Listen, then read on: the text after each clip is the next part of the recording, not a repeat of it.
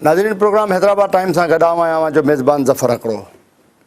अॼु असीं Hyderabad times programme में ॻाल्हि ॿोल कंदासीं दुनिया जो जेको ई वॾे में वॾो इशू थी वियो आहे ऐं उहो आहे करोना आलमी वबा तौर ते सॼी दुनिया जे साम्हूं अची वई आहे ऐं एतिरो माण्हुनि खे परेशान करे छॾियो आहे जो माण्हुनि जा कारोबार बंदि, माण्हू तमामु घणो परेशान आहिनि, कारखाना बंदि आहिनि, सरकारी ऑफिसूं बंदि, प्राइवेट ऑफिसूं बंदि। मक़सदु ज़िंदगी जी जेका वहिंवार आहे उहा मुकमिल तौर ते ब्लॉक थी वई आहे। उन ब्लॉक थियण जे करे माण्हू बि ब्लॉक थी विया आहिनि, माण्हू घरनि ताईं महदूद थी विया आहिनि ऐं घरनि में रहण खां पोइ सरकारी जेके मशीनरी आहे उहा उनखे केतिरो रिलीफ ॾिनो आहे न ॾिनो आहे ऐं जेके चूंडियल नुमाइंदा आहिनि असांजा उन्हनि केतिरो रिलीफ ॾिनो आहे। दावाऊं त वॾियूं थियूं आहिनि, सरकार समेत चूंडियल नुमाइंदनि MP MNAs ऐं जेके म्यूनिसिपलियुनि जा चेयरमैन आहिनि, मेयर आहिनि, उन्हनि बि वॾियूं दावाऊं कयूं आहिनि, मुख़्तलिफ़ सियासी पार्टियुनि बि वॾियूं दावाऊं कयूं आहिनि त माण्हुनि खे असां तमामु घणो रिलीफ ॾिनो आहे। पर जेका किराया आहे उहा किराया बंदि नथी थिए। हर माण्हू जंहिंखां बि पुछिजे थो, जंहिंसां बि मिलिजे थो त हुनजी किराया इहा आहे त उन्हनि खे कुझु बि न मिलियो आहे। असां सां जेको आहे सिंध जो तमामु घणो एक्टिविस्ट, सियासी ऐं समाजी अॻवान मुस्तफ़ा बलोच साहिबु स्टूडियो में मौजूदु आहे। मुस्तफ़ा साहिब खे भलीकार चऊं था। ॿियो असां सां पंजाब जे बहावलपुर जी पीपल्स पार्टी ज़िले जी सदर आहे ताबिंदा जबीन चौहान साहिबा, उहा बि असां तव्हांखे वेलकम चऊं था प्रोग्राम में अचण ते। अॼु असां सिंध जी सूरत हाल ते त मुस्तफ़ा साहिब सां ॻाल्हाईंदासीं, पर पंजाब में पीपल्स पार्टी समेत ॿियनि हुकुमराननि छा कयो आहे, सिंध ऐं पंजाब जी जेकॾहिं भेट कजे त ॾिसिजे त केतिरो रिलीफ ॾियारियो आहे या न ॾियारियो आहे या छा अञा बि उनखे माण्हुनि खे ज़रूरत आहे, उन हवाले सां ॻाल्हि ॿोल कंदासीं। ॻाल्हि ॿोल जो सिलसिलो शुरू था कयूं मुस्तफ़ा बलोच खां। मुस्तफ़ा साईं, हीअ दुनिया जे अंदरि जेका करोना आई आहे, करोना तमामु घणो माण्हुनि खे परेशान कयो आहे, बेरोज़गार करे छॾियो आहे।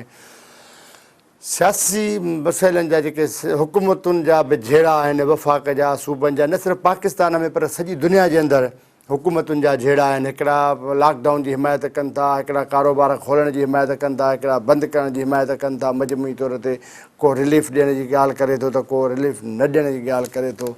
हिन सूरत हाल खे कीअं था ॾिसो पिया मजमूई तौर ते पाकिस्तान सॼे जी सूरत हाल खे? ॾिसो, बेसिकली इहा हिकिड़ो वबाई वायरस आहे, फैलिजंदड़ वायरस आहे ऐं उहो वायरस बुनियादी तौरु हिकिड़े इंसान जी ॿिए इंसान सां जेका ट्रांज़ेक्शन थिए थी, ॻाल्हि ॿोल थिए थी, हथु मिलाइणु थिए थो, जेको उन सां बुनियादी तौरु हीउ ट्रांसफ़र थिए थो ॿिए कंहिं इंसान में। त हीअ जेका दुनिया में हिन जेका वॾे में वॾो वायरस जेको नज़र बि नथो अचे ऐं सॼी दुनिया खे जंहिं परेशान कयो आहे, सिर्फ़ु इहो पाकिस्तान या सिंध जो मसइलो न आहे। हिन में तव्हां ॾिसो त इटली, जर्मनी, जापान ऐं पंहिंजो चाइना, हे दुनिया जूं जेकी वॾे में वॾियूं इकनॉमियूं हुयूं ऐं दुनिया जा वॾे में वॾा हथियार रखंदड़ मुल्क हुआ, उहे सभु हिन जे अॻियां बेबस थी पिया आहिनि। त बुनियादी तौरु जेकॾहिं तव्हां जड़ वठंदा बुनियादी बीमारी जी जड़ छा आहे? जड़ आहे त हीअ हिकिड़े इंसान मां ॿिए इंसान में मुंतक़िल थिए थो ऐं त पोइ उन जो इलाज बि इहो आहे त हिकिड़े इंसान खे ॿिए इंसान खां कुझु फ़ासिले ते रखिजे त जीअं ही मुंतक़िल थी न सघे ऐं साह जे ज़रिए, कंहिं खंघ जे ज़रिए, कंहिं हथु मिलाइण जे ज़रिए मुंतक़िल न थी सघे। जेसिताईं हिन जी का वैक्सीन नथी ठहे तेसिताईं हिन जो को बि ॿियो हल कोन्हे सवाइ इन जे त माण्हू हिक ॿिए खां परे रहनि। छो जो हिन जी हिकिड़ी नेचर इहा आहे त जेकॾहिं कुझु अरसे ताईं जेकॾहिं उहो मुंतक़िल नथो थिए त पोइ उन अरसे जे दौरान जेकॾहिं हू गले ताईं आहे त उनखे माण्हू कंट्रोल करे सघनि था। त हीअ जेको लॉकडाउन थियो आहे बुनियादी तौरु इहो को सियासी इशू न आहे, इहो ऐं सॼी दुनिया में उन ते का कन्फ्यूजन बि कोन्हे। मिसाल अमेरिका में थियो आहे, न्यूयॉर्क सिटी जेका वॾो बिज़नेस हब आहे उहा जेका असां बंदि थी वई। शिंगाई जेका मतिलबु चाइना जो वॾे में वॾो बिज़नेस जो जेको हब आहे उहो उनखे लॉकडाउन थियो आहे। ऐं अवां ॾिसो त की मुक़दस जायूं आहिनि असांजूं, मक्का शरीफ़ थियो, मदीनो थियो जिते, ऐं हीअ जेको ज़ियारतूं आहिनि जेकी आहिनि, ऐं हीअ जेको सीज़न हूंदो हो रमज़ान जे महीने में उमिरे जो, उन में ख़ुदि सऊदी अरब खे वॾे में वॾी आमदनी थींदी हुई, पर उहे बि जेके आहिनि से उहे उन ॻाल्हि खे पाबंदी लॻाए छॾियऊं। त हिकिड़ो अहिड़ो ई वबाई बीमारी आहे जंहिं दुनिया में उन्हनि हथियारनि जी दौड़ खे, जंहिं बेपनाह सरमाए खे सभु ऐं बेपनाह साइंसी दरियाफ़्तनि खे मफ़लूज करे छॾियो आहे। ऐं उन जो माण्हुनि जेको हिन वक़्त ताईं हल कढियो आहे उहो इहो त माण्हू सोशली या फिज़िकली हिक ॿिए खां परे रहनि त जीअं ही मुंतक़िल थी न सघे जेसिताईं हिन जी वैक्सीन नथी थिए। ऐं तव्हांखे हिकिड़ो ॿियो मिसाल ॾियां, तव्हां ॾिसो त अॼु पाकिस्तान में जंहिं माण्हू खे माता जा निशान आहिनि उन जी उमिरि 65 साल खां मथे हूंदी, छो जो 65 साल पहिरीं हिन जी वैक्सीन तयारु थी वई ऐं उन वैक्सीन जेको आहे सो उहो जरासीम जेको हो उनखे ख़तमु करे छॾियो। अॼु बि इलाही माण्हुनि जे हथ में ही गोल निशाने वारा टिका लॻल, उन टिकनि जे करे अॼु कंहिं बि 60 साल खां घटि उमिरि वारे जे मुंहं ते तव्हां माता जो निशान न लॻंदव। त हिन जा इहे जेकी वबाई मर्ज़ आहिनि इन जा इलाज ई आहिनि त हिननि जी हिकिड़ी वैक्सीन तयारु थिए ऐं अञा ताईं दुनिया उन वैक्सीन खे मार्केट में आणे न सघी आहे। त हाणे इन खे सिर्फ़ु सियासी इशू बनाइणु वफ़ाक़ ऐं सूबे जी हुकूमतनि जो त भई असांखे जेको सो असांजे लॉकडाउन में मुआशी हब खे, जेकॾहिं तव्हांजो मुआशी हब इन में मतिलबु पहिरीं 2-3 सियासी ॻाल्हियूं सम्झण जूं आहिनि। छा तव्हां सम्झो था त हिन पाकिस्तान जी सॼी इकनॉमी सिंध सां पई हली, छो जो सिंध हमेशह इहो क्लेम कंदो रहियो त 62% रेवेन्यू असां पाकिस्तान खे कंट्रीब्यूट करियूं था फेडरल गवर्नमेंट खे ऐं उनजे मुक़ाबले में फेडरल गवर्नमेंट असांखे छा थी ॾे, हिकिड़ी ॻाल्हि इहा। ऐं उन जे रद्द अमल में वरी इहे ॻाल्हियूं करणु त जेको थोरो जेका NFC अवॉर्ड हो, NFC अवॉर्ड बुनियादी तौरु तव्हां ॾिसो इन में का वॾी तब्दीली कोन आई आहे, सिर्फ़ु हिकिड़े इंडिकेटर खे जेको सो मल्टीपल इंडिकेटर में तब्दील कयो वियो आहे। पहिरीं उहो हिकिड़ो इंडिकेटर हूंदो हो त पाकिस्तान जा जेके बि रिसोर्सिस आहिनि उहे बुनियादी तौरु तक़सीम थींदा हुआ पॉपुलेशन ते। सही। हाणे NFC अवॉर्ड में सिर्फ़ु इहो नुक़्तो विधो वियो त पॉपुलेशन सां गॾु अञा बि वॾे में वॾो चंग जेको हिन फाइनेंस जो आहे उहो पॉपुलेशन ते थो वञे, पर उन में पसमानदगी ॾिनी वई आहे। उन में ॿियो इंडिकेटर ॾिनो इहो त कंट्रीब्यूशन केरु थो करे, त उन मल्टीपल इंडिकेटर में जेको थोरी घणी अमाउंट आई आहे उहा हिन बीमारी जे बहाने ते उनखे बैक करणु, त आउं सम्झां थो इहा हिकिड़ी वॾी सियासी नादानी है। मैडम ताबिंदा आपका पंजाब से ताल्लुक़ है और सिंध से भी होता है, सिंध में भी तकरीबन आपका आना जाना हो रहता है, पर ज़्यादातर पंजाब में क्या सूरत हाल है इस हवाले से? ये जो वबा आई है उसमें पंजाब हुकूमत का क्या किरदार है, अपोजिशन का क्या किरदार है? वैसे पब्लिक उनके अहकामात को मान रही है, उनसे खुश है, या वहाँ पे भी यही सिंध वाला इशू है? जी अदा, जैसे मुझे एक्सपोजर रहता है पंजाब और सिंध का, तो मेरे लिए बहुत आसानी होती है कि मैं कंपैरिजन्स करती हूँ जब भी मेरी ट्रैवलिंग होती है। तो उसमें कोरोना का जब ये इशू आया हम लोगों के सामने तो पंजाब और सिंध के बहुत एक्सट्रीम डिफरेंसेस थे। जैसे सिंध में जो लॉकडाउन था लोगों ने भी और गवर्नमेंट और लॉ इन्फोर्सिंग एजेंसीज़ ने उसको रिलीजियसली फॉलो किया। पंजाब में जो लॉकडाउन था वो बहुत वीक लॉकडाउन था और उसकी एक रीज़न थी कि सिंध ने जैसे जैसे कंट्रोल किया पंजाब के केसेस वैसे वैसे ज़्यादा बढ़ते गए। उसकी रीज़न ये थी कि वहाँ पे लॉकडाउन जो था वो उतना सीरियस नहीं था जितना होना चाहिए था, या जितनी एफ़र्ट्स पंजाब गवर्नमेंट को लेनी चाहिए थी बिल्कुल वैसे जैसे सिंध गवर्नमेंट ने ली। कंपैरिजन्स अगर आप करें तो वहाँ के CM का और सिंध के CM का आपस में कंपैरिजन किया जा सकता है कि CM सिंध जो थे वो कितने एक्टिवली फील्ड के अंदर मौजूद थे, अपनी काबीना को किस तरीके से इंगेज कर रहे थे, फेडरेशन के साथ किस तरीके से मगजमारी कर रहे थे, ना सिर्फ नेशनली बल्कि इंटरनेशनली उन्होंने जहाँ जहाँ से वो एक्सेस कर सकते थे वेंटिलेटर्स की फैसिलिटीज़, वो फैसिलिटीज़ जो पाकिस्तान में अवेलेबल नहीं थी, ख़ास तौर पे कॉस्ट्यूम्स आपके जो कि आपके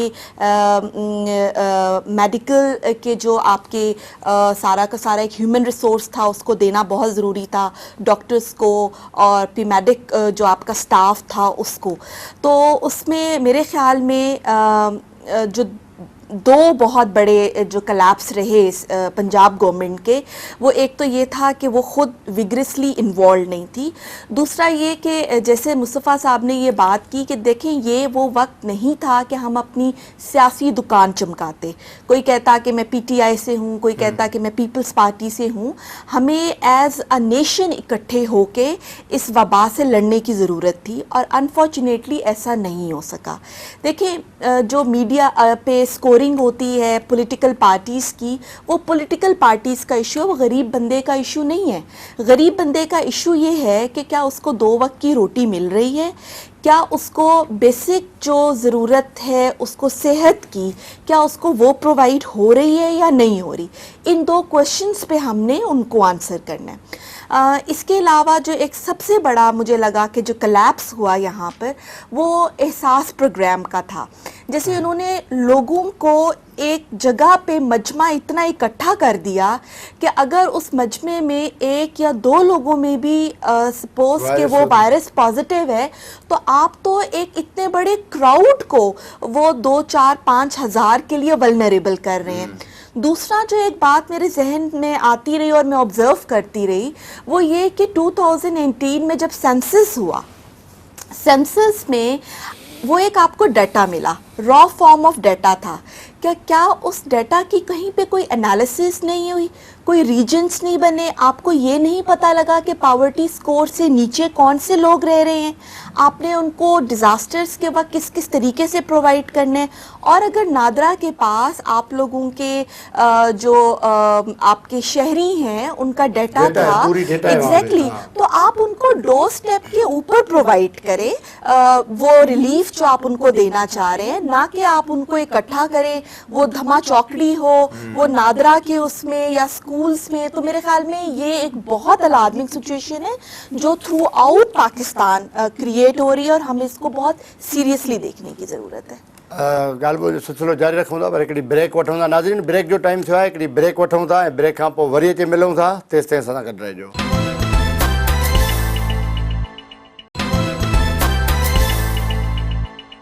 वेलकम बैक।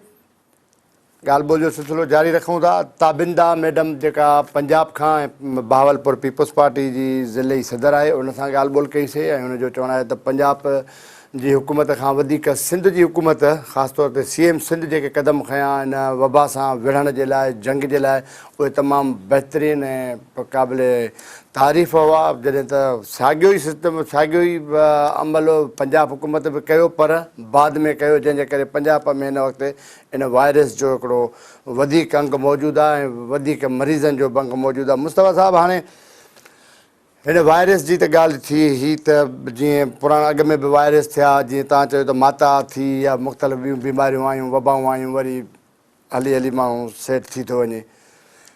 ही जॾहिं करोना ख़तमु थो थिए त पोइ छा था सम्झो त दुनिया जे अंदरि तब्दीली जी का शइ नज़र अचे थी तव्हांखे? बिल्कुलु, इहा ॾिसो तव्हां, दुनिया में अहिड़ा जॾहिं वाक़िया थींदा आहिनि त दुनिया में तब्दीलियूं ईंदियूं आहिनि। मिसाल, जॾहिं ॿी आलमी जंग में जॾहिं एटम बम किरिया त दुनिया में उहे स्टेट जेका जंगी हथियार ज़्यादा ठाहींदी हुयूं, जापान, जर्मनी ऐं इहे जेकी ताक़तूं हुयूं, ऐं टर्की जेका दुनिया जे इलाही हिसनि ते मुस्लमान एरियानि में उनती हुकूमत हुई, उहे सभु बैक थी वियूं। ऐं उन्हनि पोइ कोशिशि इहा कई जो हथियार ठाहिण जे बजाए पंहिंजी इकोनॉमीअ खे मज़बूत कयो, हुननि बिज़नेस खे मज़बूत कयो। तव्हां ॾिसंदा त अॼु बि जापान, जर्मन जेके आहिनि से शायदि हथियारनि जे दौड़ में एतिरो अॻियां न आहिनि जेतिरो बिज़नेस में।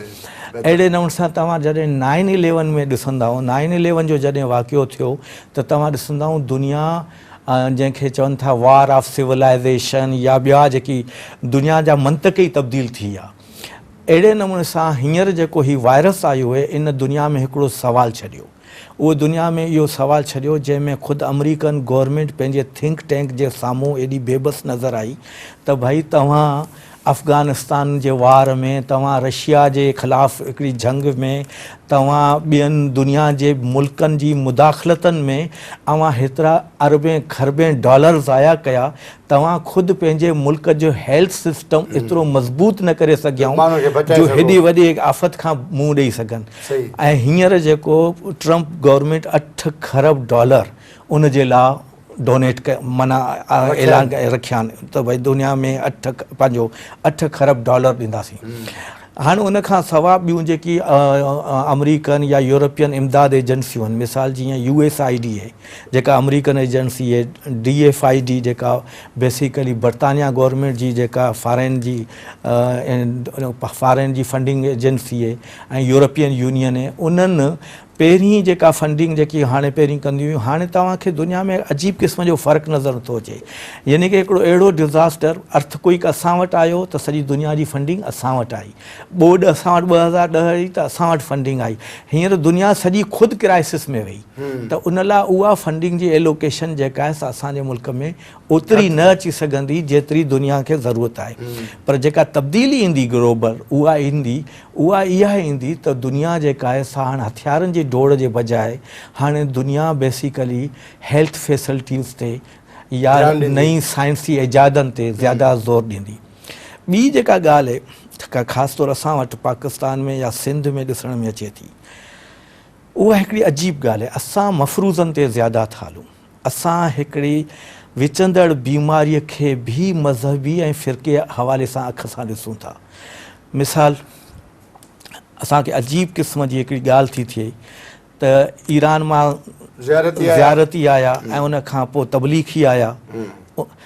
हाणे इहो को फ़िरके जो मसइलो कोन्हे त भई हिन फ़िरके खे लॻो हुन फ़िरके खे कोन लॻो। जिते माण्हू हिकिड़ी सोशल गैदरिंग कनि था, उन सोशल गैदरिंग में इहो वायरस फैलिजे थो, चाहे उहे तबलीगी कनि चाहे उहे ज़ियारती कनि।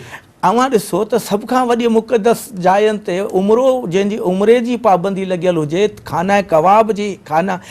काबा जी जेका तवाफ़ ते पाबंदी लॻी हुजे, त पोइ असांखे इन्हनि इशूअनि ते वरी उलझण त असांखे हैरत थी थिए।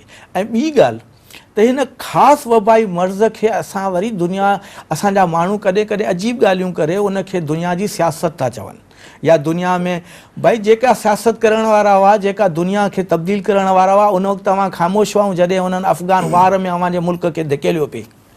अॼु जॾहिं हू पाण हिकिड़े वॾे अज़ाब में फाथल आहिनि, त अहिड़े अज़ाब जे हवाले सां ॾिसण जी ज़रूरत आहे त दुनिया में जेकी तब्दीलियूं ईंदियूं उहे घणो करे उन्हनि मुल्कनि में ज़्यादा ईंदियूं जेके इकनॉमिकली साउंड आहिनि ऐं जेके शायदि साइंस ऐं टेक्नोलॉजीअ में ज़्यादा तजुर्बो रखनि था, जिन पंहिंजो वॾो सरमायो हथियारनि ते ॾिनो हो, उहे शायदि दुनिया में हाणे पंहिंजे सरमाए खे ॿिए पासे मुंतक़िल करे सघनि।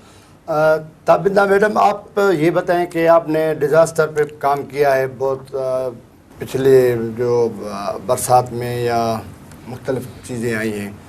अभी ये भी एक डिज़ास्टर है ना, कुदरती इसको बोल सकते हैं कि अभी क्या करना चाहिए कि वो लोगों के हुजूम भी ना रहें और ये बीमारी भी फैलने से रोका जा सके, और वो जो लोगों की काम करने, जो उनको राशन पहुंचाने का मामला या उनके पास जाके पैसे देने का मामला, जो उनके मसाइल हल करने का कैसे बन सकता है, क्या कर सकते हैं, हुकूमत को क्या आप तजवीज़ देंगी?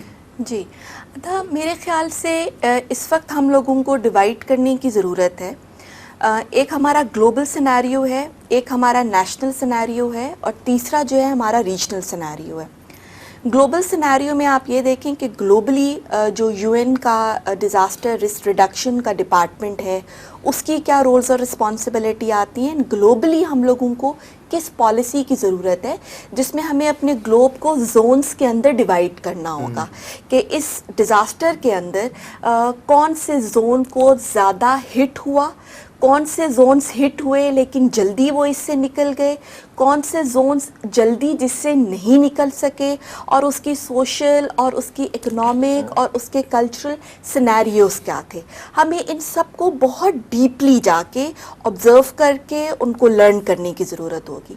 फिर हमें नेशनली आना पड़ेगा कि हमारे नेशनली जो नेशनल डिज़ास्टर मैनेजमेंट अथॉरिटीज़ हैं, NDMAs हैं, फिर हमारी जो प्रोवेंशनल PDMAs हैं, और फिर इवन डिस्ट्रिक्ट के ऊपर DDMAs जो हमारे डिस्ट्रिक्ट डिज़ास्टर मैनेजमेंट अथॉरिटीज़ हैं, वो कितनी ज़्यादा इक्विप्ड हैं।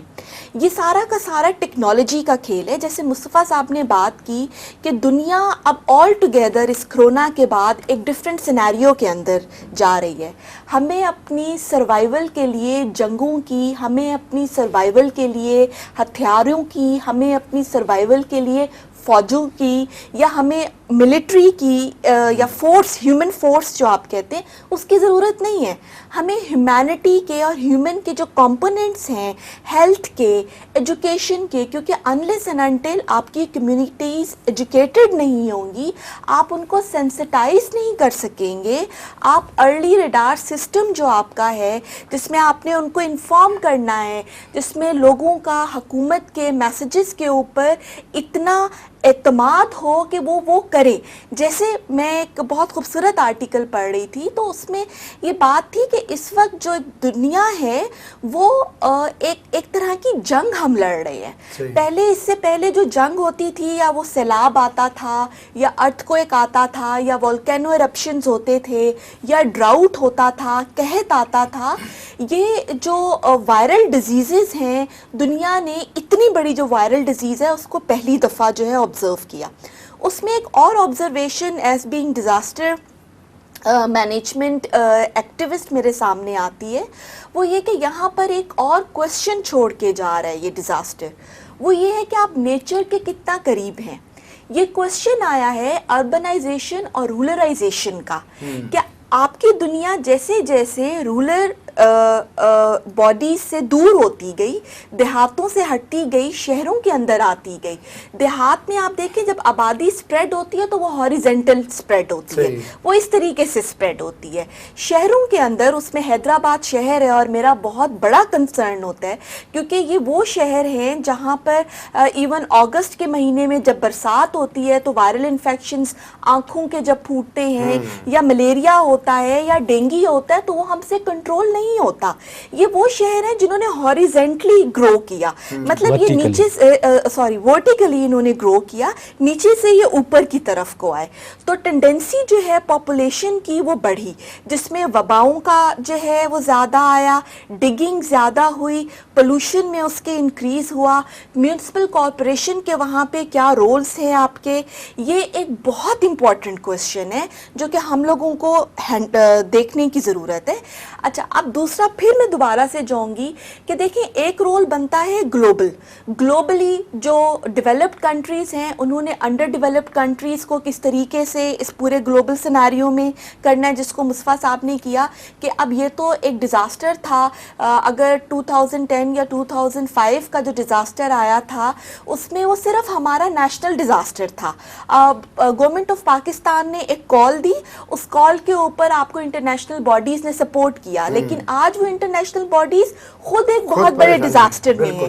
یو ایس ایڈ آپ کے لیے کیا کرے گا جب ان کے اپنے ملک کے اندر اتنا بڑا ڈیزاسٹر ہے جو ان سے ہینڈل نہیں ہو رہا؟ آپ یہ دیکھیے کہ ڈیڈ باڈیز کو سپرد خاک کرنے کے لیے جو ہے جگہ نہیں ہے، قبرستان نہیں ہے، وہ کم پڑ گئے ہیں. تو اس میں یہ ہے کہ نہ صرف ہمیں گلوبل رول دیکھنا ہے، پھر ہمیں اس کی ایک انٹریکشن دیکھنی ہے کہ نیشنلی ہمیں کیا سپورٹ مل رہی ہے. اور جو سب سے الارمنگ سچویشن اس پورے سینیریو میں ہے وہ یہ ہے کہ آپ کا with in national provincial interactions کیسے تھے. دیکھیں جو ڈیولپڈ کنٹریز ہیں ان کی رسپانسبلٹی بنتی ہے کہ وہ انڈر ڈیولپڈ کنٹریز کو سپورٹ کرے. بالکل اسی طریقے سے جب نیشنلی ہمیں سپورٹ مل جاتی ہے تو ہمارے صوبوں کا، اور صوبوں کے اندر پھر ڈسٹرکٹس میں یہ بات آتی ہے کہ کس صوبے کو زیادہ ضرورت ہے، کون سا کرائسس میں ہے. اس میں بائسز کی کوئی بات نہیں ہے. میرا تعلق سرائکی وسیب سے ہے اور ہم یہ کلیم کرتے ہیں کہ ہماری جڑت جو ہے وہ سندھی کلچر سے، ہمارا لینگویج جو ہے، ہمارا جو پیٹرن ہے، ہماری جغرافی ہے وہ بہت زیادہ ملتی جلتی ہے. تو ہمارے ایشوز بالکل سیم ہیں جیسے سندھ کے ایشوز ہیں. سینٹرل پنجاب کے جو ایشوز ہیں کیونکہ ان کے پاس ان کے جغرافیکل فیچرز اور ان کے اکانومی اور ان کے دوسرے جو انسٹیٹیوشنز ہیں وہ ڈفرینٹ ہیں، تو ان کے سینیریوز ڈفرینٹ ہیں. اس میں جو میرے لیے بہت ہی دکھ بھری بات تھی وہ یہ کہ آپ کو ایون جو ڈیوائڈ کیا گیا یہاں پہ وینٹیلیٹرز کو، یہاں پہ ٹیکنالوجی کے لیے جو کٹس آئیں وہ بھی according to the population divide नहीं की गई। हमारे साउथ पंजाब में जो हमारा सराइकी वसेब है, सेंट्रल पंजाब के हमारा अपना कोई वहाँ पर विक्टिम नहीं था, सही, और बजाय ये कि वो वहाँ पर रीजन्स में डिवाइड कर देते हैं। अगर कोई रीजन से आ रहा है तो हमें उस पर कोई एतराज़ नहीं है, लेकिन आप पूरे पंजाब के जितने भी विक्टिम्स हैं उनको लेके बहावलपुर आप कोई 600 किलोमीटर का पंध जो है वो तय करके उस जगह के अंदर सराइकी वसेब के अंदर लेकर आ रहे हैं। बातचीत को आगे बढ़ाएंगे, एक ब्रेक ले रहे हैं। जी। नाज़रीन, ब्रेक जो टाइम थियो आहे, हिकिड़ी ब्रेक वठूं था, ऐं ब्रेक खां पोइ वरी अची मिलूं था। तेसि ताईं असां सां गॾु रहिजो।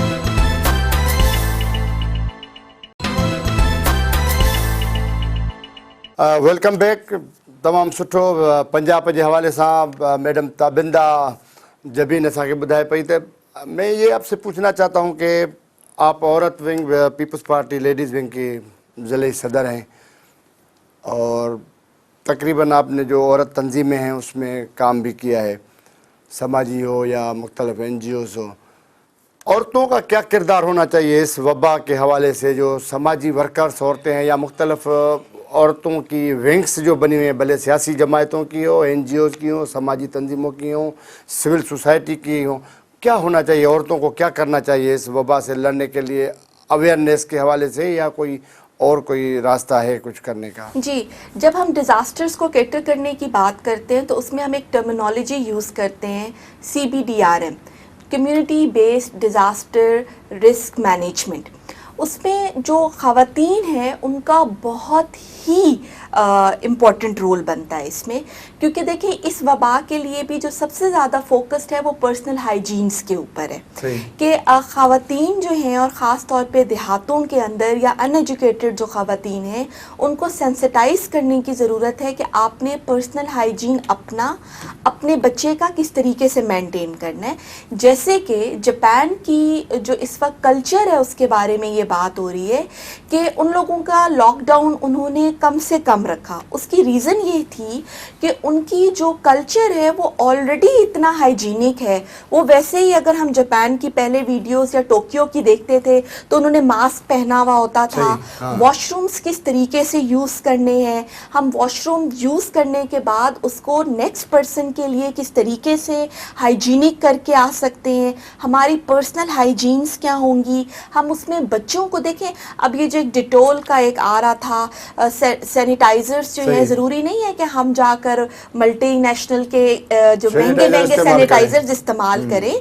हमारे पास इवन देसी टोटके बहुत ज़्यादा हैं, हमारे पास जड़ी बूटियाँ हैं, हमारे पास इसके अलावा बहुत सारे रेमेडीज़ हैं। फटकड़ी का इस्तेमाल होता था उसमें, तो हमारे पास तो नेचुरल हर्ब्स इतनी ज़्यादा हैं कि अगर हम उनका इस्तेमाल करना शुरू कर दें, अपने बच्चों को शुरू से इतना सेंसिटाइज करें कि हैंड वॉशिंग प्रैक्टिसेस उनकी क्या होनी चाहिए, जो कि हमें बहुत नॉमिनल सी बातें लगती हैं, हम हंसी मजाक में उड़ा देते हैं इन बातों को। लेकिन अगर हम इन्हीं बातों को देखें, सोशल डिस्टेंस किस तरीके से मेंटेन करके रखना चाहिए, अपने खाने पीने की चीज़ों को किस तरीके से अलहदा करके रखनी चाहिए। आप ये देखें कि एक डॉक्टर्स ये बात कर रहे हैं कि इन दिनों में क्योंकि लोग ज़्यादा घरों में रहे हैं तो जो अल्सर के और जो इसके अलावा जो वबाएं फूटती थी, लोग बहुत कम बीमार हो रहे हैं। उसकी वजह क्या है कि वो घरों में हैं, आपको एक हाइजेनिक सिंपल नेचुरल फूड मिल रहा है। आप लोग फास्ट फूड से दूर हो गए हैं, बाहर के खानों से दूर हो गए हैं, जिसकी वजह से आपका हाइजीन ओवरऑल बेहतर हो रहा है। ये वबा का चैप्टर अलहदा है। और ये मेरे ख्याल से कि जो तमाम सियासी तंजीमें हैं, मैं यहाँ पर बात करनी चाहूँगी, पीपल्स पार्टी में हमने ऑलरेडी इस चीज़ को इनिशिएट किया है कि जो हमारी विंग्स हैं, हमने हर इलाके के अंदर एक अपना पूरा का पूरा प्रोग्राम बनाया है, जिसमें हम लोग अपनी यूनियन काउंसिल्स, तहसील, डिस्ट्रिक्ट यूनियन काउंसिल तक हमने अभी तक पेनिट्रेट किया। और इंशाल्लाह हम हर गाँव तक इसमें एक ट्रेनिंग प्रोग्राम्स देंगे अपनी तंजीम की तमाम ख़वातीन को, जो कि घर घर जाके ये मैसेज देंगी